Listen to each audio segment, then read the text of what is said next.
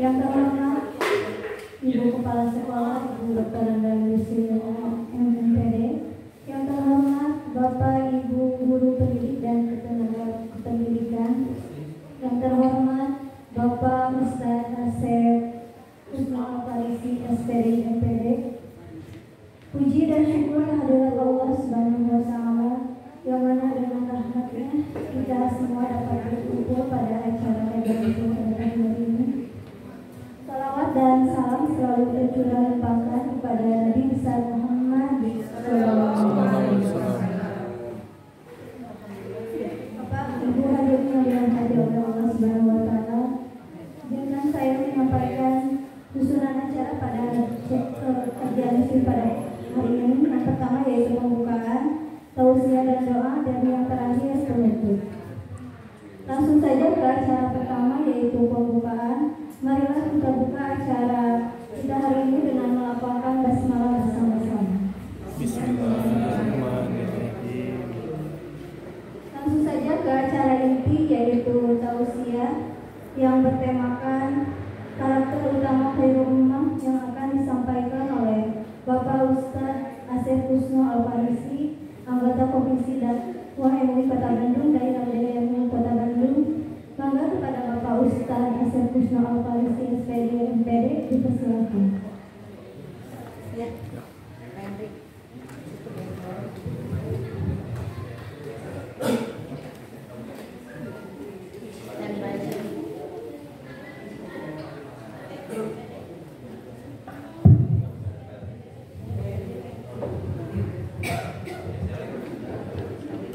Assalamualaikum warahmatullahi wabarakatuh. Waalaikumsalam warahmatullahi wabarakatuh.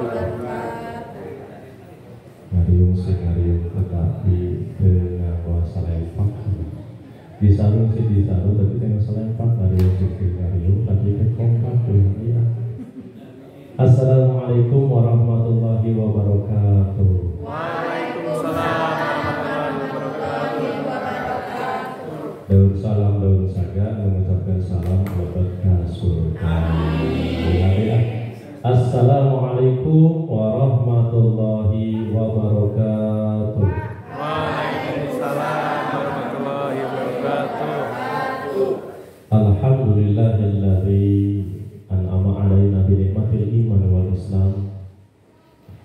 Wassalatu wassalamu ala Rasulillah wa ala alihi wa mawalah. Asyhadu an la ilaha illallah wahdahu la syarika lah, wa asyhadu anna sayyidana wa nabiyyana Muhammadan abduhu wa rasuluh sayyidul ardi. Allahumma shalli ala sayyidina Muhammad wa ala alihi wa sahbihi ajma'in ila yaumil qiyamah. Amma ba'du. Wa qala Allah ta'ala fil Qur'anil Karim, a'udzu billahi minasyaitonir rajim. Bismillahirrahmanirrahim. Kuntum khairu ummatin ukhrajat lin-nasi ta'muruna bil ma'ruf wa tanhauna 'anil munkar wa tu'minuna billah. Wa qala aidan ya ayyuhan nas inna khalaqnakum min dzakarin wa unsa wa ja'alnakum shu'uban wa qabaila lita'arafu inna akramakum indallahi atqakum. Shadaqallahul azim wa shadaqa nabiyul karim. Wa nahnu 'ala dzalika minasyahidin wa syakirin walhamdulillahi rabbil alamin. Hadratul muslimin wal muslimat rahimakumullah. Puji anu jadi mimiti ngaji, kalayan jadi kepamatri ditambah pucaan manati merangsanakeun kaisa anu maha suci ilahi rabbi. Pujian anu jadi bubuka carita, kalayan jadi kembang bahasa ditambah kujembar nadaga orang sangakeun kazat anu maha kawasa Allah azza wa jalla. Syukur anu jadi mimiti catur, kalayan tambah-tambah tafakur sareng tasakur orang sangakeun kazat anu maha ghafur Allahul ghafur. Alhamdulillah dengan waktu Ibu Kepala Kepala Kapolsek sareng Ibu Guru sadayana sareng urang sadayana tiasa kempul riuh dina tempat ieu bengkung sambil ngariuh bongkok sambil ngaranjak ngalayak kepak berbayang sadina ieu tempat. Mudah-mudahan hadirnya di tempat ini penuh dengan ridho, barokah dan ampunan dari Allah Subhanahu wa taala. Amin. Salawat dan salam mudah-mudahan tetap car ngagolatar kepaduka alam orang sadayana habibana wa nabiyana Nabi Muhammad Rasulullah sallallahu alaihi wasallam. Dugi ka keluargi dugi ka orang sadayana. Mudah-mudahan urang sadana sing dicatatkeun umat anu ngengkeun syafaat di yaumil kiamat. Amin. Ibu bapak dirahmati Allah dalam sadayana. Paling dia ya seberiji, ya 500. Paling dia seberiji, ya saya bu. Mudah-mudahan berhadir lagi dia pribados sesieureun sebenarnya salit-alit mengingatkan ilmu salit-alit sanes pematahan ngajai kamari sanes masih terang para pesulinya urang seri ilmu sasarakan anu tema anu didugikeun nyatana karakter utama khairul ummah. Karakter utama khairul ummah upami nerakeun sadayana jelas sekali dina ayat anu bade terakhirna ayat kata ahlul kitab. Sadayana dijelaskan di dalam surat Ali Imran ayat 110 pamitan. Bahasanya sampur aja ya Ibu ya Pak. Jadi gini, di dalam surat Ali Imran ayat 110 karena temanya itu khairul ummah, jelas sekali khairul ummah itu adalah umat terbaik. Ayo kita kalau karena umat terbaik, kurang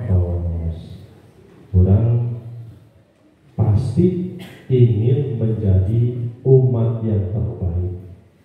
Di dalam sejarah dari zaman Nabi Adam sampai zaman Nabi Muhammad SAW, umat yang terbaik itu umat siapa? Umat Nabi Muhammad SAW. Sampai ketika Nabi Muhammad SAW menghadapi sakaratul maut, yang selalu diucapkan oleh Nabi Muhammad SAW, ummati ummati as-sholat as-sholat, an-nisa an-nisa.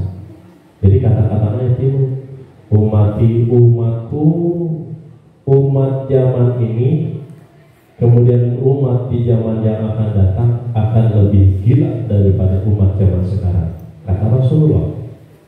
Ternyata betul. Ketika zaman Rasulullah muncul zaman yang dinamakan dengan zaman jahiliyah, di mana zaman jahiliyah itu ketika lahir bayi perempuan, maka bayi perempuan itu langsung digimanakan? Dibunuh hidup-hidup, dikubur hidup-hidup, diberikan ke binatang. Itu pas zaman jahiliyah. Tetapi pas zaman sekarang lahir zaman jahiliyah kembali. Adakah Ibu? Ada. Sampai-sampai bukan bayi yang baru lahir saja, bayi di dalam perut ibunya sendiri sudah digugurkan. Berarti itu sudah termasuk zaman jahiliyah. Maka jelas Rasulullah SAW mengatakan ummati ummati. Tetapi janji Rasulullah SAW, umatku, umat yang beragama Islam pasti akan masuk surga semuanya. Jadi kalau disimpulkan dari kata-kata Nabi Muhammad SAW, bagaimana? Semua umat Nabi Muhammad pasti akan masuk surga. Berarti kita termasuk umat terbaik. Tapi ada tapinya. Kalau seandainya ada setitik dosa di dalam dirinya, maka sebelum masuk surga akan dibersihkan dulu di mana? Di dalam api neraka. Na'udzubillah min dzalik. Mudah-mudahan kita semuanya tidak merasakan panasnya api neraka, pedihnya api neraka. Api neraka itu panasnya tidak bisa dibayangkan. Tidak sama dengan api yang ada di dunia. Kalau api yang ada di dunia itu panasnya tidak seberapa, tetapi api neraka itu sangat luar biasa. Malahan tahun 2024 ada rilis filmnya, film nanti Siksa Neraka tahun 2024 ya. Tapi tidak bisa digambarkan dengan apa? Dengan film. Tapi itu juga kita husnuzon saja, itu dijadikan sebagai apa? Motivasi. Jangan sampai kita masuk ke dalam api neraka. Na'udzubillah, subhanallah, maka di sini jelaskan di dalam surat Ali Imran ayat 110. Kita bahas dulu dalilnya sebelum menjelaskan kepada hadis yang selanjutnya.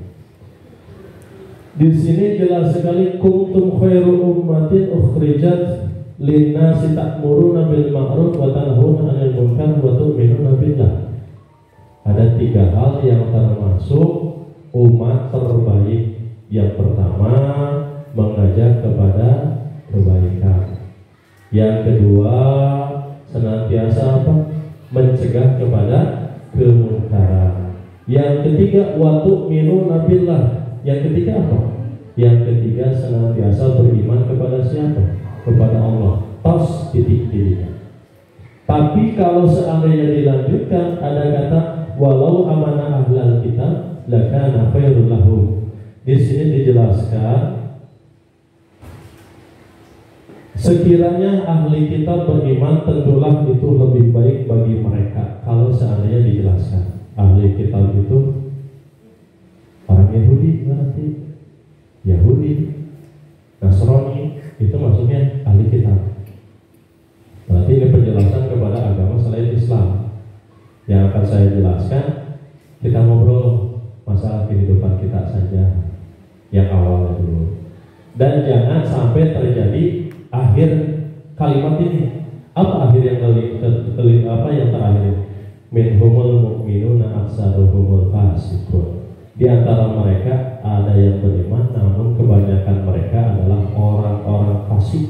Nah, yang paling berbahaya ini adalah orang-orang fasik. Fasik itu apa? Tahu di dalam Islam itu ada perintah untuk menjalankan ibadah sholat. Tapi ketika ada seruan untuk melakukan ibadah sholat, cukup dengan ayatnya duhur. Tapi cicing ya, ayo tuh sholat. Kayak sholat, kalau sholat masih dari karek kosong, karek keadaan kayak. Ayo tuh sholat, karek jam 1 ya. Ayo tuh sholat, kayak di tiga asar. Ayo ini asar, kayak lah.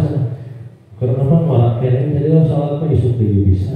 Nah, berarti itu termasuk golongan apa? Golongan fasik. Tahu kebenaran bahwa di dalam Islam itu rahmatan lil alamin, bahwa di dalam Islam itu seperti itu yang dicontohkan oleh Rasulullah SAW, tetapi tidak pernah menjalankan apa yang dicontohkan oleh Rasulullah dan tidak pernah apa yang diperintahkan oleh Allah. Itu namanya fasik.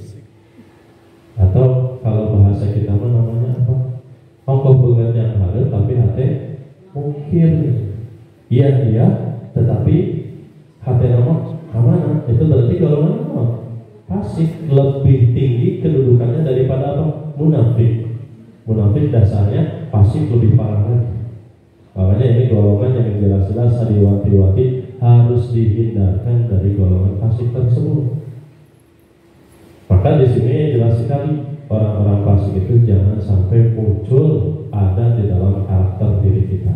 Pokoknya kuncinya satu, iman. Kunci keimanan kita, kunci keberhasilan kita ketika hidup di dunia ini, ketika kita menjadi khairul ummah yang sebenarnya apa? Iman yang sebenarnya. Iman itu tidak menjamin keluarga kita keluarga yang beriman. Ayah saya seorang ustaz, lekat sholat lagi tahajudnya lekat. Ibu saya seorang ustazah, kamu lekat bisa. Pokoknya keluarga saya termasuk orang yang taat. Apakah dijamin anaknya akan menjadi orang yang beriman? Tidak. Meskipun kita cari keimanan tersebut sampai gunung yang paling tinggi, meskipun kita cari keimanan tersebut sampai ke lautan yang paling dasar, maka kita tidak akan menemukan keimanan. Tetapi keimanan yang sebenarnya itu ada di mana? Di dalam diri kita sendiri. Nyari kemana-mana, mencari sesuatu yang belum mungkin, tetapi yang sebenarnya keimanan tersebut ada di mana? Di dalam diri kita. Kata pepatah kemana? Kemana? Gajah, padahal gajah ada di ujung kelopak gitu. Nah, itu intinya. Justru keimanan tersebutlah yang mesti kita pupuk. Maka jelas sekali di sini yang termasuk golongan yang akan mendapatkan kebahagiaan, yang termasuk golongan yang menjadikan umat yang terbaik, khairul ummah tersebut, yaitu posisi yang paling tinggi, yaitu orang yang beriman. Di sini ada dua, malah ada tiga. Yang pertama, senantiasa mengajak kepada kebenaran, wa ta'muru bil, mengajak kepada kebenaran atau berwasiat di dalam kebenaran. Dan yang ketiga, mencegah ke dalam kemunkaran. Itu merupakan khairul ummah yang sebenarnya. Maka lahirlah khairul ummah yang sebenarnya tersebut seperti itu. Sebetulnya fondasinya dari salah satu hadis. Saya ingat sendiri kepada salah satu hadis, dan ini asalnya itu hadis itu dari hadis qudsi. Hadis qudsi kalau di dalam kitab itu namanya hadis riwayat Bukhari Muslim, berarti sahih. At-tuhuru satrul iman, walhamdulillah tamla'ul mizan, wa subhanallah walhamdulillah tamlani ma baina samawati wal ardh, wa sholatu nurun, wa sabru diyanun, wa sholatu burhanun, wal qur'anu hujjatan laka wa alaika kullu nas pamuktiquha au muktiquha. Berarti ada 8 semuanya di dalam hadis tersebut. Yang pertama di dalam hadis tersebut, at-tuhuru satrul iman, toharoh adalah setengah dari iman. Toharoh adalah sebagian daripada iman. Pak Ustaz sama naon toharoh? Justru kunci dari ibadah ketika kita berhadapan dengan Allah, kunci yang paling pertama yaitu memperbaiki apanya? Toharohnya. Di dalam toharoh ada apa? Macam-macam air, macam-macam najis, macam-macam hadas. Kemudian setelah itu wudhunya. Kemudian yang memiliki hadas besar, mandi besarnya. Kemudian kalau seandainya tidak ada air, diganti dengan tayamum. Perlu nggak itu kita perhatikan? Perlu. Toharohnya tidak baik, maka sholat kita tidak akan diterima oleh Allah. Meskipun sholatnya sampai ribuan rakaat, tetapi toharohnya tidak baik, tidak akan diterima sama Allah. Jadi kunci ibadah yang sebenarnya, kunci kesucian yang sebenarnya itu dari apa? Dari toharoh. Jadi itu kuncinya. At-tuhuru satrul iman, toharoh itu adalah setengah dari iman. Contoh, ketika kita sudah ada keimanan, macam-macam najis ada 3. Najis muhababah, najis mutawasito, najis muhababah, najis mughalladah. Najis mutawasito, najis muhababah, najis ringan, najis mutawasito, najis pertengahan, najis mughalladah, najis besar. Kalau seandainya di rumah kita misalnya memelihara seekor anjing, berarti kenajilatan anjing berarti termasuk najis mughalladah. Pak Ustaz, cara gampang. Saya mau melihara anjing gampang kan, mau ngebersihan anjing? Iya gampang. Tapi efeknya, kalau seandainya di rumahnya ada seekor anjing, maka malaikat rahmat tidak akan mau masuk ke dalam rumahnya. Na'udzubillahi min dzalik. Sampai contohnya, aya nu bade masihan bingkisan, aya nu bade masihan hadiah. Karek ke katrok geus dibawa buk cenah tambung cenah datang ka rumah eta naon anjing gitu. Pasti gitu kan. Jadi malaikat rahmat ini jelas tidak mau datang ke sana. Tatkala ketika ada keimanan pasti apa? Oh, pasti dipelihara supaya tidak ada munculnya najis mughalladah. Memang pembersihannya gampang Pak Ustaz. 7 7 kali tanah, 1 kali air, atau 1 kali lumpur dicucina. Gampang, bosan tinggal di rumah ayah balong, tinggal kaletan anjing lawakkeun. Iya, tetapi yang ditakutkan apa? Malaikat rahmat tidak ada di rumah tersebut. Kemudian kalau najis mukhaffafah dan najis mutawassithah gampang, tinggal dibersihkan. Air yang selanjutnya macam-macam air perlu kita diperhatikan. Tidak mungkin kita wudhu menggunakan cai kopi. Tidak mungkin kita wudhu menggunakan cai teh. Itu suci nggak? Tidak. Bersih nggak? Bersih, tapi tidak mensucikan. Maka selanjutnya harus diperhatikan apa? Harus diperhatikan dari toharohnya. Ibadah yang tidak akan diterima, sholat yang akan diterima, kalau seandainya ketika sedang sholat tapi ada setetes air kencing di dalam celananya, maka sholatnya tidak akan diterima. Ustaz gimana tuh? Habis salah hiji-hiji nanti kumaha tuh pas kacai banyak kudu ganti deui. Ya saya nama digatosku sarung, tapi pami darurat teu aya sarung, tidak ada sarung, bagaimana caranya? Rukhsah keringanan dari Allah. Ini sebetulnya masalah khilafiyah. Tinggal ambil air terus susutkan. Insya Allah kalau kita yakin, insya Allah najis yang ada di celana kita akan dibersihkan oleh Allah Subhanahu Wa Taala. Berarti itu najisnya termasuk najis sedang. Kalau najis ringan itu termasuk dari kotoran apa? Kotoran bayi, air kencing atau air pipis bayi yang belum makan apa-apa, yang hanya baru minum air susu ibu ASI. Tapi hari-hari air bapak nama itu nama beda di nama najis lagi najis terus mutawassithah pertengahan. Nah itu selanjutnya, maka jelas sekali yang perlu diperhatikan itu dari toharohnya. Kalau diterangkan bab toharoh, panjang pisan. Intinya kita harus membersihkan bab toharohnya dari cecebongna, dari segala rupa. Air pun ketika kita wudhu, mau wudhu tapi airnya hanya ada 1 ember, sah nggak untuk dipakai wudhu? Sah nggak? 1 ember kecil, sah tidak? Tidak sah. Yang disyaratkan untuk melakukan ibadah melakukan wudhu itu gimana syaratnya? 2 kulah, dalamnya 2 kulah, lebarnya 2 kulah. 2 kulah itu berarti 2 siku. 1 kulah itu 1 siku. Pak Ustaz pemidarurat kumaha aya cai tinggal saember. Bade tayamum kumaha pan aya cai. Syarat tayamum itu kalau masih ada air berarti tidak boleh tayamum. Atau misalnya saya udah tayamum, pas beres tayamum ningali cai saember, batal tayamum. Itu berarti bab toharoh perlu diperhatikan. Kalau seandainya darurat bagaimana Pak Ustaz? Silahkan saja, tapi caranya itu harus benar-benar rata. Biasanya kami di pasar dan masuk nanti ember di lubangan, jadi wudhu nanti tidak ember itu. Tak di antaranya. Kemudian yang selanjutnya at-tuhur satrul iman, jelas sekali. Toharoh merupakan setengah dari iman, toharoh merupakan sebagian dari iman. Sepakat ibu, bapak, sepakat toharoh itu merupakan kunci yang paling utama. Ya. Yang kedua,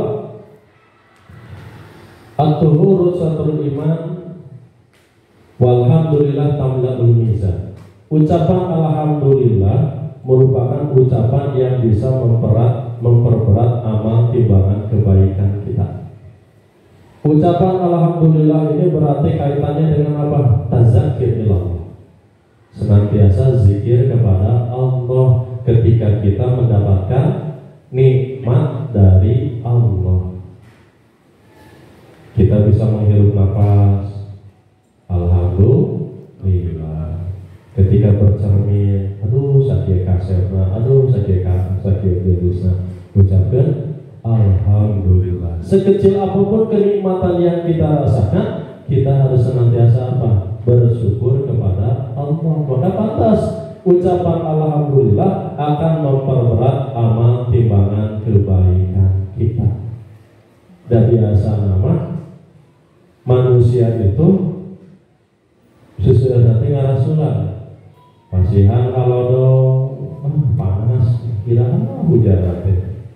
Dikasih hujan, masih ngomong nggak? Hujan pada hasil. Jadi serba salah. Dikasih panas, ngomong. Dikasih hujan, ngomong. Dikasih sepeda, ngomong kene dan tetangga beli motor. Diberi motor bu Allah teh, ngomong deh ya Allah, cik atuh cenah tong motor beri mobil dan tetangga beli mobil anyar. Dikasih mobil, padahal mobilnya tahun kebelakang, masih kene ngomong ya Allah cik kayak mobil terbaru. Bisa tak minta kereta api gitu. Itu berarti tidak pandai bersyukur. Kenikmatan yang diberikan oleh Allah Subhanahu wa taala sangatlah banyak sekali. Kalau seandainya ibu kepala ngasih tugas ke ibu bapak sadayana, sok ibu bapak sok tuliskan semua nikmat yang diberikan oleh Allah. Sanggup nggak bu? Mau sanggup? Tidak akan sanggup. Meskipun kita menulis nikmat dari Allah sampai menghabiskan lautan yang ada di alam semesta ini, dijadikan sebagai tintanya. Semua pohon yang ada di alam semesta ini dijadikan sebagai penanya. Bisa nggak kita nulis kenikmatan dari Allah? Mau tiasa? Tinggal witan tidur, bikin kebangun deh. Bosan cik orang tulis. Habis bangun tidur, terus nyicep, terus ngarengap. Wah banyak sekali. Ku ngicep lagi termasuk nikmat. Bujeng-bujeng eta. Orang menghirup nafas, kita bisa menghirup nafas itu termasuk nikmat bukan? Nikmat dari Allah. Tapi terkadang orang-orang selalu baru diberikan nikmat itu sampai-sampai apa? Baru menghadapi kekecewaan, dia sampai-sampai menghabisi dirinya dengan bunuh diri. Sampai-sampai kemarin saya melihat ada berita satu keluarga dibunuh oleh ayahnya sendiri. Sampai-sampai menulis wasiat di kaca nanti ditulis. Nah itu berarti golongan orang yang tidak pandai bersyukur, kupur nikmat. Di atas dari kubur nikmat maka golongan yang termasuk orang yang kafir. Nauzubillahi min dzalik. Maka paling sedikit kita ucapkan alhamdulillah. Ketika kita duduk alhamdulillah. Segala sesuatu diiringi dengan tazkir Allah. Segala apa yang kita lakukan kalau diiringi dengan zikir kepada Allah akan menjadikan keberkahan. Memulai kegiatan ucapkan dengan bismillah. Melihat ada sesuatu yang sangat aneh ucapkan subhanallah.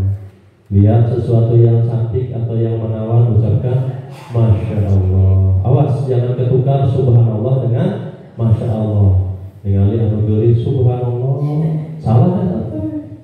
Kedana ucapkan anu ningali anu geuli segala anu indah-indah ucapkan anu masya Allah. Kalau melihat sesuatu yang sangat jelek, mengherankan, mengaruaskan, ucapkan anak subhanallah. Nah, eta. Tapi kadang kita suka kembali ninggalin tulis ke subhanallah, padahal salah ya itu betul. Ditanya ucapkan naon innalillahi. Ketika kita lupa akan janji kepada seseorang, astagfirullahaladzim. Abi teh janji ka ibu kepala jam 1 guru hadir, emang tinggal jam 7 kumaha atuh. Pas saya tinggal ibu kepala langsung istirahat, kumaha atuh ieu teh. Nah, teman contoh. Jadi segala sesuatu kalau diiringi dengan tazakir Allah, maka akan menjadikan kenikmatan yang sangat luar biasa. Yang ketiga, walhamdulillah. Kemudian diiringi dengan wa subhanallah walhamdulillah tamlan ma baina samawati wal ardi. Bukan hanya sekedar ucapan alhamdulillah, tetapi ada ucapan subhanallah. Ucapan subhanallah dan ucapan alhamdulillah merupakan ucapan yang sangat besar.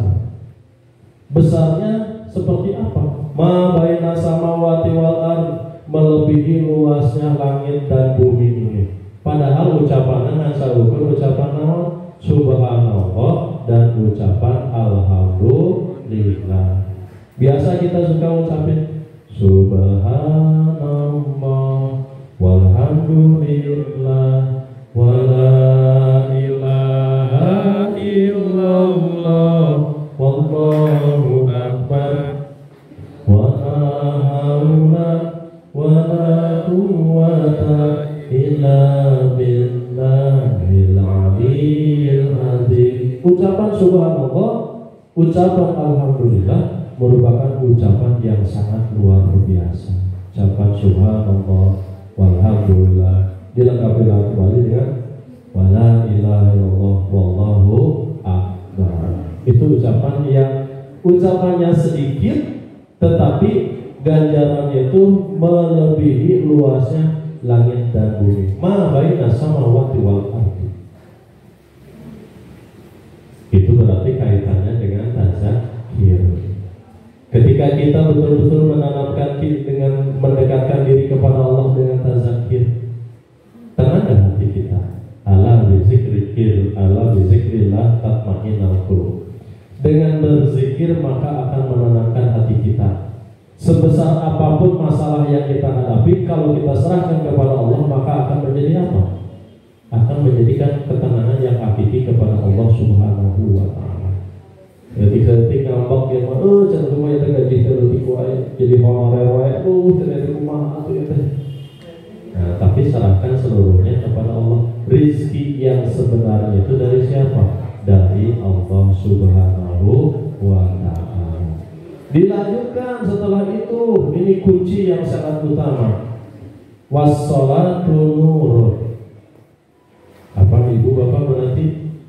Salat itu adalah cahaya. Betul nggak salat itu cahaya? Betul. Salat itu adalah cahaya. As-salatu imaduddin, faman aqama faqad aqamadin, faman tarakaha faqad hadamadin. Salat itu adalah tiangnya agama. Barang siapa yang mendirikan ibadah sholat, maka sama saja dengan mendirikan agama Allah. Tetapi sebaliknya, barang siapa meninggalkan ibadah sholat dengan sengaja, maka sama saja dengan meruntuhkan agama Allah. Lebih sempurna sholat yang kita laksanakan, maka insya Allah kehidupan kita pasti akan sempurna. Jangan menyalahkan nasib, jangan menyalahkan takdir kepada kehidupan kita, tetapi jadikanlah introspeksi diri kita. Berarti ada sesuatu yang belum baik di dalam diri kita. Apa? Sholat. Dan kuncinya apa yang janji Allah di dalam ayatnya kemudian dicantumkan melalui hadis Rasulullah SAW. Sholatnya baik, maka semua amal kebaikan, maka semua amal ibadah yang lain itu juga pasti akan baik. Jadi kuncinya itu yaitu sholat. Afdhalus sholat di awal waktiha. Apalagi ketika melakukan sholat itu pada awal waktu. Awal waktu itu bukan dalam arti sholat nanti sholat duhur dilakukan jam 10. Ustaz ya, tapi sama sholat duhur lagi jam 10 dan sholat Pak Ustaz. Pada awal waktu eta salah kayak gitu. Maksud awal waktu itu seperti apa? Ketika azan berkumandang langsung gimana? Cong. Azan berkumandang, pergi ke air, ambil air wudhu, kemudian lakukanlah ibadah sholat tersebut. Itu yang tepatnya. Biasanya kita suka ada kunci sholat itu hanya paruh waktu, sholat itu hanya sisa waktu. Mengutamakan yang wajibnya dulu, kegiatan yang utamanya dulu, tetapi sholat nanti diakhirkan. Kayak saya sana sholat malam, kayak beres tugas, beres tugasnya, kayak sholat. Justru itu adalah prinsip yang salah. Lebih baiknya ketika kita mendengarkan azan untuk melakukan ibadah sholat, bagaimana yang kita lakukan? Udah aja break dulu. Dan sholat mah tidak akan merugikan semua usaha. Palingnya sholat mah sebenarnya menit, 5 menit. Koma anulikum gajah ekspres patas asen paling 3 menit. Assalamualaikum gajah. Tadi antara as-salatu nur. Salat itu merupakan cahaya dalam kehidupan kita. Ibu bapak dalam sehari-hari suka ada perasaan seperti ini enggak? Ketika kita belum melakukan sholat, ada sesuatu yang kurang. Ada enggak? Seperti terasa emang kurang ya. Tapi setelah melakukan ibadah sholat, maka apa yang kita rasakan? Plong, sok bebas. Reka mana-mana, rek jalan ke mana-mana ngepek bebas. Berarti itulah yang ada di dalam diri kita, bahwa kita itu butuh ibadah sholat. Sholat itu hukumnya wajib, tapi sholat itu bukanlah kewajiban. Kewajiban dengan kebutuhan kalau menurut bahasa Indonesia berbeda kan? Beda. Kalau kewajiban itu berarti sesuatu yang terpaksa. Sapalah kewajiban atau kebutuhan? Kewajiban. Mencari uang kewajiban, kebutuhan. Kewajiban. Makan kewajiban, kebutuhan. Kebutuhan. Pakai baju, pakai pakaian kewajiban, kebutuhan. Kebutuhan. So pernah ibu bapak bertuang sadetan langsung dicarikan di bumi sok, kalau makan tinggal dikentong cicing di rumah dia. Pernah begitu? Tapi kan kita otomatis begitu kita lapar kita cari apa? Cari makanan. Ketika kita haus kita cari minuman. Ketika kita sholat pernah tuh otomatis itu ketika mendengarkan azan, langsung terhubung bahwa saya itu butuh sholat. Tapi terkadang tinggal barudak ya mah. Nah sholatnya, ada guru agama, pas begitu nggak ada guru agama, guru agama yang ada kira tapi sholatnya ada kira. Nah berarti kalau seperti itu sholatnya bukan kebutuhan, berarti itu namanya apa? Kewajiban. Termasuk sekolah kewajiban. Kalau seandainya sekolah tidak pakai seragam, itu bisa. Paling itu masuknya pakai C mungkin. Nah itu berarti as-sholatu nurun, sholat itu adalah cahaya. Yang selanjutnya was-sabru diyakun. Sabar itu adalah pelita dalam kehidupan kita. Banyaknya ujian, banyaknya cobaan, banyaknya segala permasalahan yang kita hadapi, ataupun banyaknya pekerjaan yang kita hadapi, kalau tidak dihadapi dengan kesabaran, beres tidak. Segala sesuatu pasti diiringi dengan kesabaran. Ibu bapak mulai pertama kali ngajar dari tahun sekian sampai tahun sekarang, kalau tidak diiringi dengan kesabaran, canggung tanuan. Jangan iraha ya waktu pensiun asal hilang-hilang tuh, jangan iraha hanya istirahat. Pasti seperti itu. Tapi dinikmati. Ketika kita masuk ke rumah ada permasalahan di rumah, beda itu permasalahan teh. Kalau tidak diiringi dengan kesabaran, pasti tenang gak hidup di rumah itu? Tidak akan tenang. Maka segala sesuatu as-sabru diyakun. Sabar itu adalah pelita dalam kehidupan kita. Yang menghiasi kehidupan kita itu adalah dengan kesabaran. As-sabru mitfatul fath. Sabar itu adalah kunci keberhasilan. Yang selanjutnya setelah sabar, was-shadaqatu burhanun. Shadaqah merupakan bukti nyata.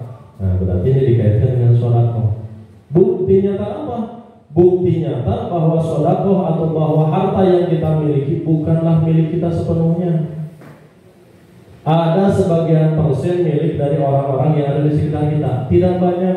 Berapa persen? 2,5% dari harta yang kita miliki milik dari siapa? Kaum duafa, yatim piatu, fakir miskin, orang-orang yang membutuhkan. Tidak sempurna keimanan seseorang kalau dirinya bisa makan dengan enak, merasakan kenikmatan-kenikmatan yang ada di rumahnya, tetapi ada tetangganya yang merasakan kelaparan, berarti imannya belum sempurna. Paling sedikit apa? Kita rangkul tetangga kita. Kita saling berbagi kepada orang-orang yang ada di sekitar kita. Berarti itu dinamakan sebagai ibadah sosial. Betul apa betul? Nah ini berarti kaitannya sedekah tersebut bahwa apa yang kita miliki bukanlah milik kita. Jabatan, harta, malah keluarga kita sendiri bukan milik kita. Tetapi siapa? Titipan dari Allah, amanah dari Allah Subhanahu wa Ta'ala. Nah itu. Kemudian dilanjutkan kembali.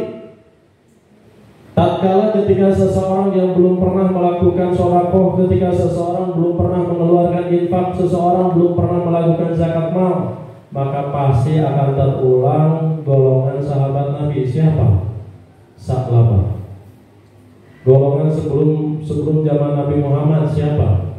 Korun, yang merasa hartanya tersebut adalah miliknya sendiri, hasil usahanya sendiri, hasil keringatnya sendiri. Ketika ditagih untuk mengeluarkan zakat, dia mengatakan, ini keringat saya, sorry saja saya harus mengeluarkan sodaqah, sorry saja saya harus mengeluarkan zakat untuk orang lain. Yang lain hanya bisa melihat, tetapi saya usahanya sampai maksimal, sampai ke titik ini. Bis, sombong banget kalau seandainya ada yang seperti itu.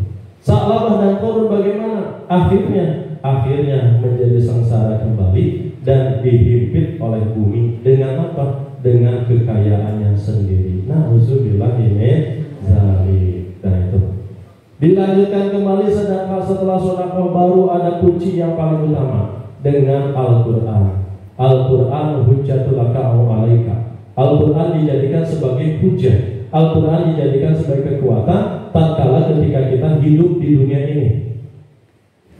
Sebagai kuncinya ketika kita ingin menjadikan sebagai khairul ummah, manusia yang sangat baik, umat yang terbaik, dasarnya dari mana? Dari Al-Quran, surat Ali Imran ayat 110. Dan itu dijadikan sebagai apa? Sebagai hujah kita, sebagai argumen kita, bahwa dasarnya tersebut semuanya ada dalam Al-Quran. Sholat itu ada dalam Al-Quran, ada semuanya.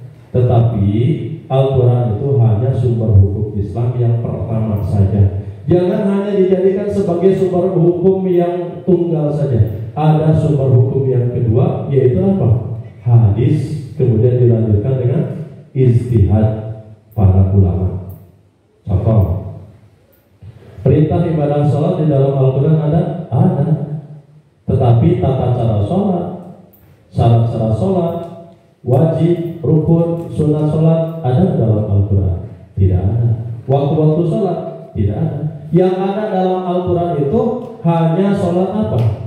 Sholat tahajud. Wa minal laili fatahajjad. Jadi pada sebagian malam itu harus melakukan ibadah sholat tahajud. Sampai-sampai, udah yang wajib itu bukan sholat 5 waktu, udah aja yang wajib itu sholat tahajud. Pernah bersikukuh atau pernah dengan salah satu golongan sampai mengatakan sholat 5 waktu itu sunat, sholat tahajud itu wajib. Sampai seperti itu. Karena apa? Yang dia pegang adalah Al-Quran.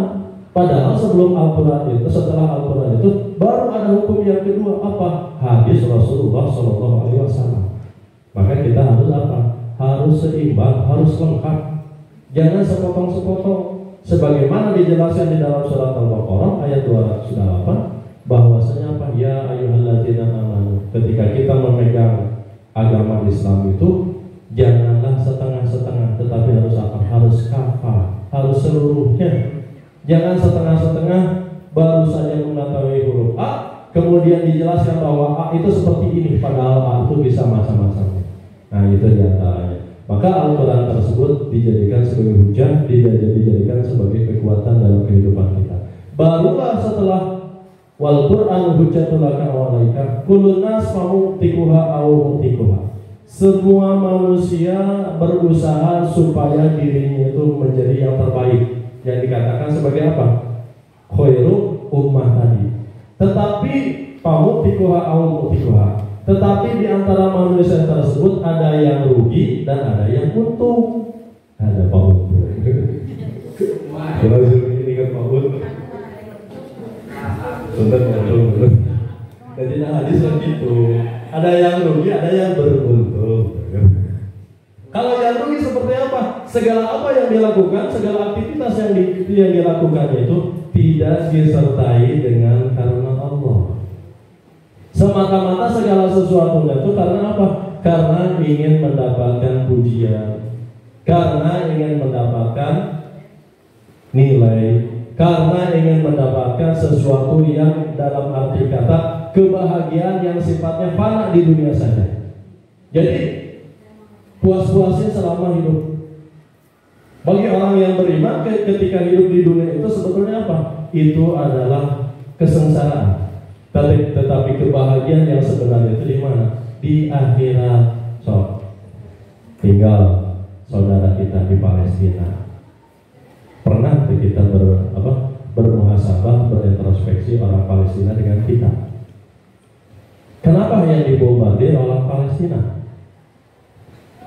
Kenapa tidak kita? Harusnya Pak, cara Palestina itu jawa umat lebih banyak kayaknya orang Indonesia daripada Palestina. Lalu tingkat ukur dari zaman dulu yang saya ingat itu waktu SD udah sih ingat pas zaman adanya perang Gaza.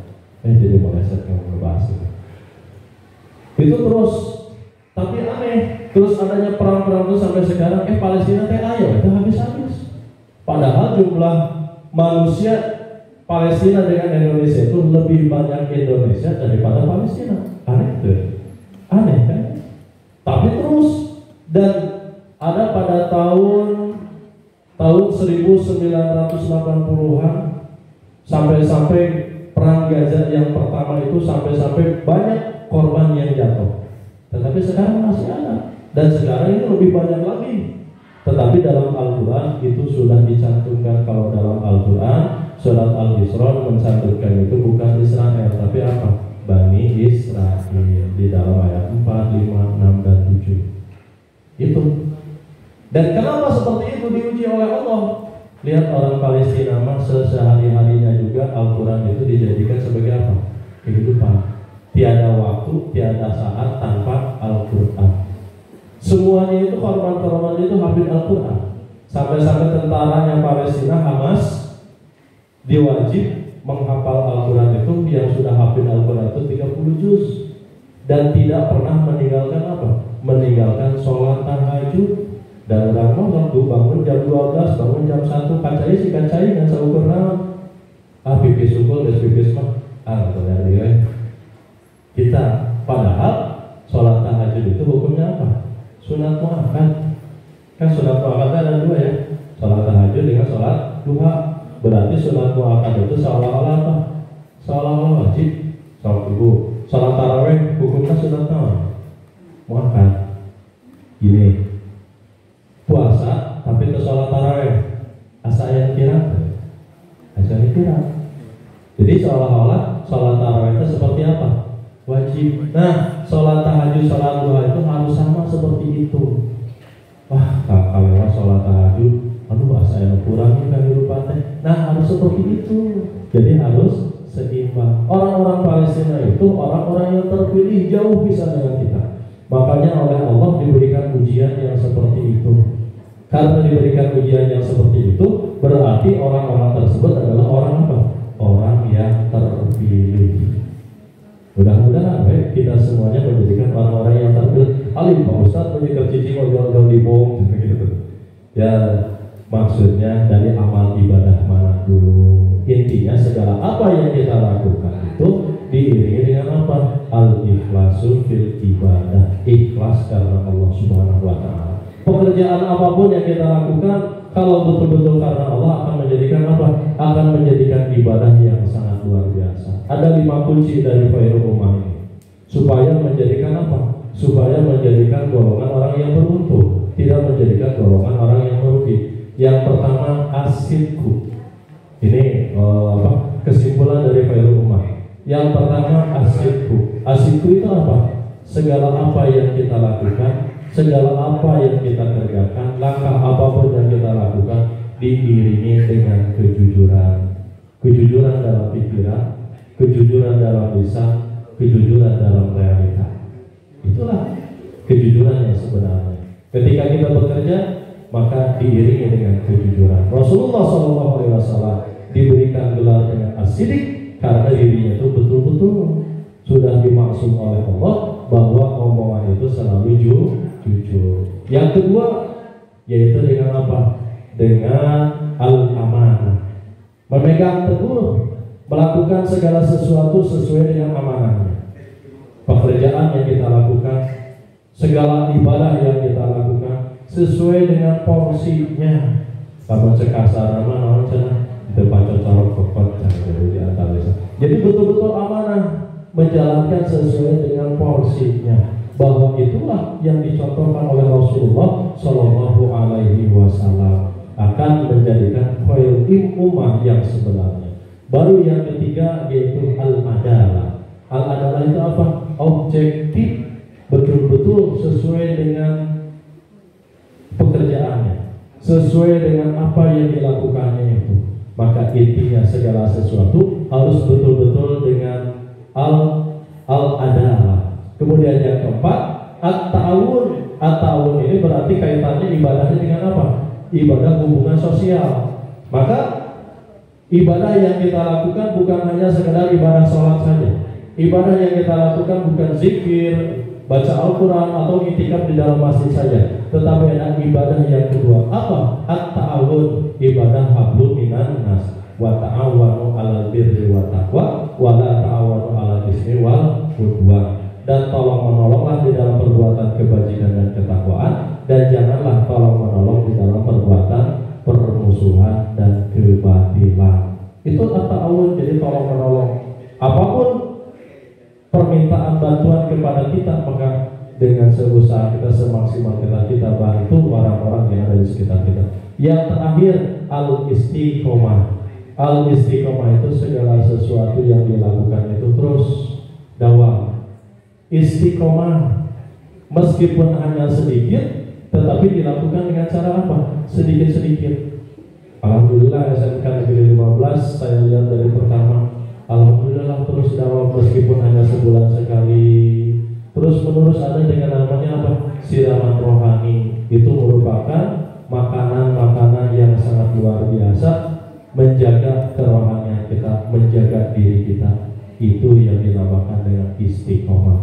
Yang akan diterima oleh Allah bukan banyaknya. Yang diterima oleh Allah itu bukan banyak amal yang kita lakukan, tetapi yang diterima oleh Allah itu apa? Sedikit tapi panjang. Misalnya istighfar kita ucapkan 3 kali tapi banyak.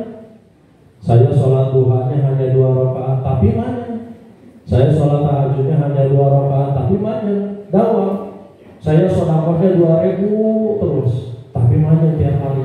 Dibandingkan dengan sedekah 5 juta, 10 juta tapi dikeluarkan itu berapa? Setahun sekali atau seingatnya. Justru lebih mulia sedekah yang sedikit tapi dilakukan istiqomah. Kesimpulannya, Allah tidak melihat kuantitas, tetapi Allah melihat kualitasnya. Yang akan diterima oleh Allah bukan kuantitas, tetapi kualitasnya. Amal ibadah meskipun hanya sedikit, kalau seandainya diiringi dengan karena Allah, pasti akan menjadikan amal ibadah yang sangat baik. 5 hal tersebut, 5 kesimpulan dari Khairul Ummah, mudah-mudahan ada di dalam diri kita, dan mudah-mudahan bisa diterapkan dalam kehidupan kita. Wabil khusus ketika kehidupan kita berada di keluarga kita, wabil khusus ketika kehidupan kita berada di lingkungan kerja kita. 5 hal tersebut betul-betul bisa diterapkan, dan semuanya itu dicontohkan oleh siapa? Rasulullah Shallallahu Alaihi Wasallam. Insya Allah kita akan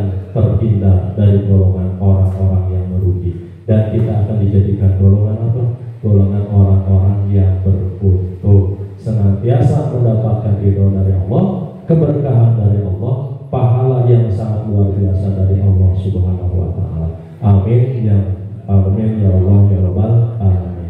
Itu saja yang saya sampaikan tentang Khairul Ummah. Kalau seandainya terus dibahas mungkin tidak ada sampainya. Intinya kita senantiasa ingin menjadi manusia yang paling baik. Khairun nas anfa'uhum linnas. Sebaik-baik manusia adalah manusia yang memberikan manfaat kepada manusia yang lainnya. Wabil khusus kepada anak didik kita, wabil khusus kepada murid-murid kita, wabil khusus kepada para karyawan yang ada di sekitar ini. Mudah-mudahan menjadikan keberkahan kepada kita semuanya. Sasieureun sabeuneureun, sedikit demi sedikit penuh dengan keberkahan dan ridho dari Allah Subhanahu Wa Taala. Aturkeun mohon maaf yang sebesar-besarnya Ibu Kepala, kemudian para wakasek, kemudian para guru. Mudah-mudahan apa yang saya sampaikan dapat diambil manfaat, dapat diambil hikmahnya, lebih dan kurangnya mohon maaf yang sebesar-besarnya. Ditutup dengan huruf Irian, huruf Cendrawasih. Cukup sekian dan terima kasih. Subhanallahumma bihamdika asyhadu an la ilaha illa anta astaghfiruka wa atubu ilaik. Wassalamualaikum warahmatullahi wabarakatuh. Waalaikumsalam warahmatullahi wabarakatuh.